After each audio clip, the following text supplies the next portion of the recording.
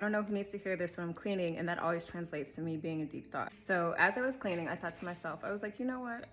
I don't know how I got to this place where I'm kind of like wishy-washy when it comes to like my perception of how things are going. So I remember when I was single, I was very, very like clear-headed about the type of husband I wanted to have, the type of lifestyle I wanted us to have, the type of family that I wanted us to have, the type of relationship I wanted us to have, that I wanted it to be a friendship. Like I had this very, very clear vision of it, and it filtered out any thought or any person who was inconsistent with like that version that I had of my life, right?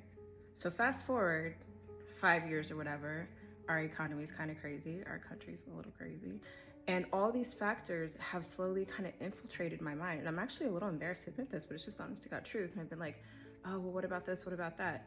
The dating pool was not good when I was single.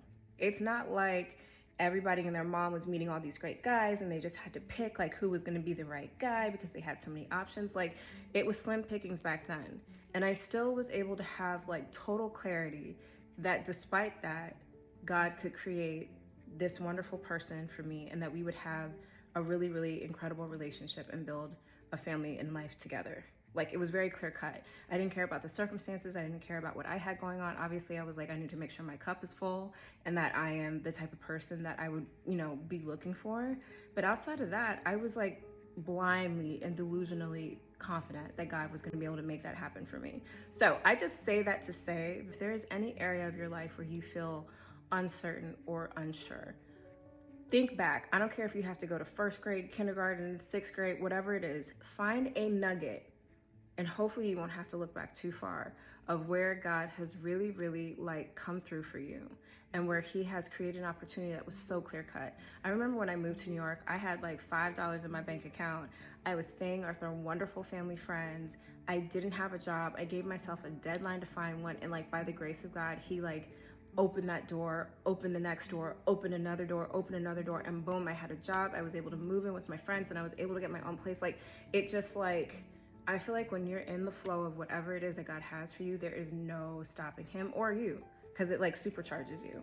So anyway, I just want to say that if you are feeling unsure or doubtful or just whatever about the season that you are in, and maybe if you're like, look, girl, I can't think of one time where God has come through with me, which I think, maybe you need to listen, maybe you need to think a little harder, but that's okay. Maybe that's your story. Listen to me and hear mine. Like I'm telling you that God is faithful, and I'm telling you that when you are intentional and deliberate about locking in with aligning whatever it is that you want to do with your life with what he is calling you to and what you think in your gut and in your soul that he's calling you to, he's going to blow your mind, and it's going to be bigger and more incredible. So whatever it is that you're believing for, it is coming.